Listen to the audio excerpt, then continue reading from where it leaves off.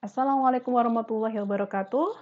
Semoga semuanya dalam keadaan sehat dan tetap semangat, ya.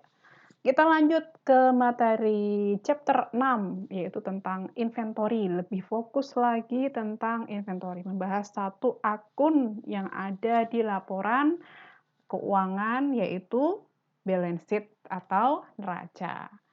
Nah, kalau chapter 5 itu kita lebih membahas, akuntansi atau jurnal sih kemarin ya, jurnal untuk operasi dagang, yaitu kalau beli dan jual itu gimana. Nah, kalau di sini kita lebih fokus kepada bagaimana cara menentukan angka yang akan kita laporkan, jadi angka persediaan yang akan kita laporkan di neraca dan berapa HPP atau COGS yang akan kita laporkan di laporan laba rugi. Itu fokus dari chapter ini. Namun sebelum itu kita ada preview dulu, ya, sebelum kita masuk ke, pembahasan inti, kita ada preview dulu dan seperti biasa ada beberapa part dari chapter 6 ini. Kita mulai dulu. Perusahaan yang mempunyai inventory itu, ada pada dasarnya berdasarkan pengelompokan apa yang dijual atau operasinya, itu ada perusahaan dagang, yaitu merchandising company di sini saya bilang, dan ada perusahaan manufaktur. Contohnya apa sih perusahaan merchandising itu atau perusahaan dagang? Ini ada contoh-contohnya, mungkin kalian juga familiar dengan logo-logo ini dan mungkin juga ada yang sering juga jalan ke sini ya. Nah, kemudian kalau manufaktur ini contohnya dan masih banyak lagi manufaktur yang lain ini yang kepikiran saja di saya ketika membuat materi ini. Dan kalau misalnya kita berbicara inventory, merchandising company atau perusahaan dagang itu kan membeli barang yang jadi, menjualnya lagi tanpa mengubah apapun. Tapi kalau perusahaan manufaktur, dia itu membelinya adalah bahan baku, diolah, kemudian jadi, kemudian dijual, gitu kan. Sehingga di sini klasifikasinya pun akan ada perbedaan. Kalau perusahaan dagang itu hanya satu klasifikasi, inventory, dah, titik. Gitu kan. Kalau perusahaan manufaktur ada 3 klasifikasi, yaitu dia akan mencatat atau melaporkan yang namanya bahan baku. Dan kemudian barang dalam proses atau persediaan dalam proses dan bahan jadi. Namun demikian sebetulnya di laporan neraca atau di laporan balance sheet, yaitu inventory itu masuk ke neraca ya, yaitu ada di klasifikasinya aset lancar, itu biasanya akan dilaporkan satu aja tuh perusahaan, misalnya satu klasifikasi inventory gitu. Nah, seperti apa coba kita lihat di laporan keuangannya Watson Indonesia dan Unilever Indonesia. Kita lihat di sini Watson Indonesia ya, kita lihat di balance sheet-nya itu yang dilaporkan dan neraca itu aja. Persediaan itu aja dan neracanya ya, persediaan gitu, inventory, persediaan. Demikian juga Unilever. Ya, kalau kita lihat tidak ada Unilever ini tidak ada klasifikasi seperti tadi, tapi ini di neraca, di balance sheet. Nah, perusahaan itu punya catatan, ada punya atau melaporkan notes atau catatan dari laporan keuangan utamanya, yaitu kita sebut sebagai catatan atas laporan keuangan atau disingkat CAK, C-A-L-K, CAK ya. Nah, CAK untuk Watson, yaitu kalau Watson Indonesia namanya PT-nya PT Duta Inti Daya. Kalau kita lihat di sini persediaannya satu aja sebenarnya, cuman ini aja, yaitu barang dagangan untuk dijual, ya ini ya yang saya sorot ini barang dagangan untuk dijual. Adapun untuk Unilever di sini persediaannya dibagi-bagi barang jadi, bahan baku, barang dalam proses. Nah, ini ada di laporan CAK gitu. Nah, kalau di neraca tetap ya, ini untuk preview saja supaya kalian tahu di laporan keuangannya seperti apa.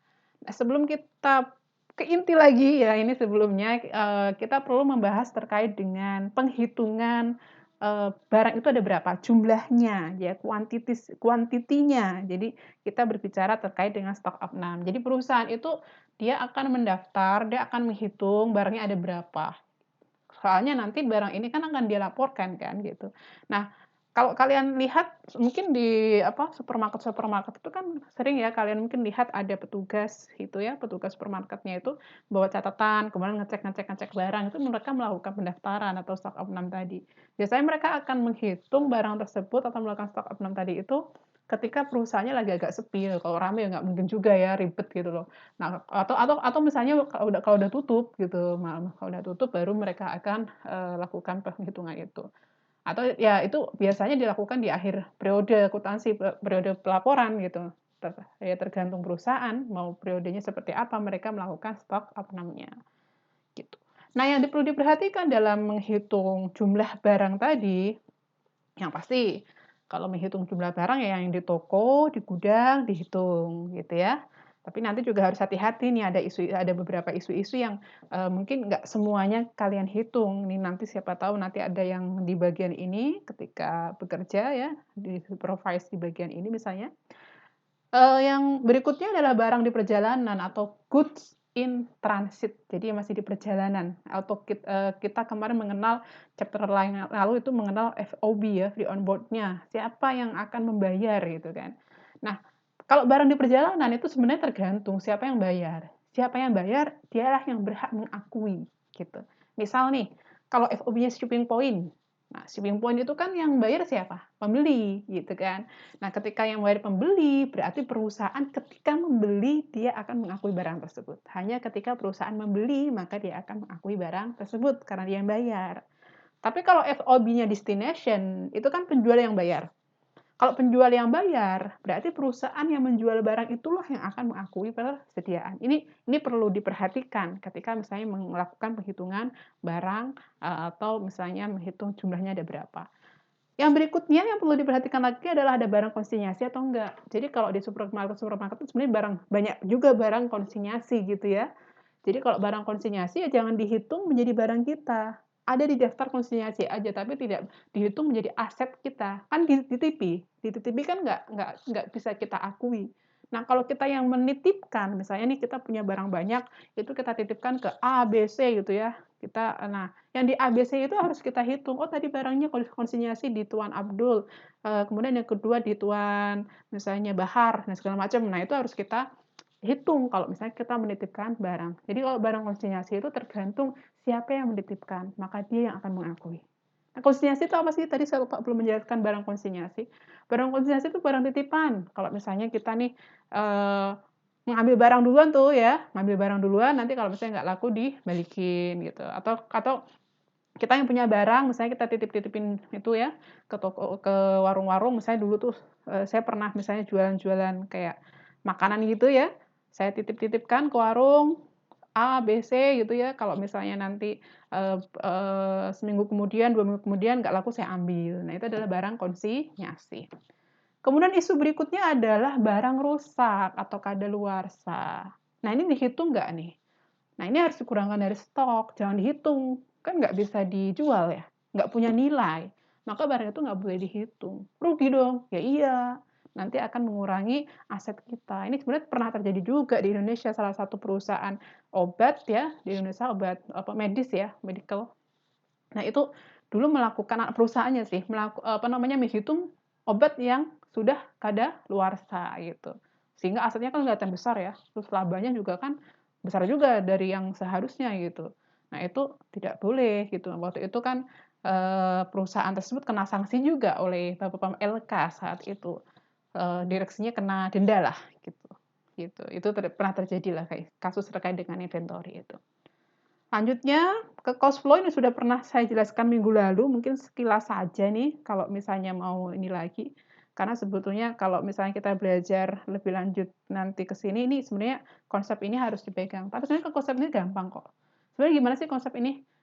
Kan kalau kita jualan nih ya, barangnya masih ada di gudang nggak? Oh masih ada, tapi tinggal 5 gitu kan. Terus kemudian kita beli lagi kan, karena kalau 5 kan nggak cukup nih gitu, kita beli lagi. Nah barang yang masih ada di gudang itu yang disebut sebagai beginning inventory atau stok persediaan awal. Kemudian kita beli lagi, ya tentu saja stok yang akan kita jual atau barang yang siap untuk dijual itu ada berapa? Itu adalah stok awal ditambah barang yang dibeli atau cost of goods available for sale atau COGS.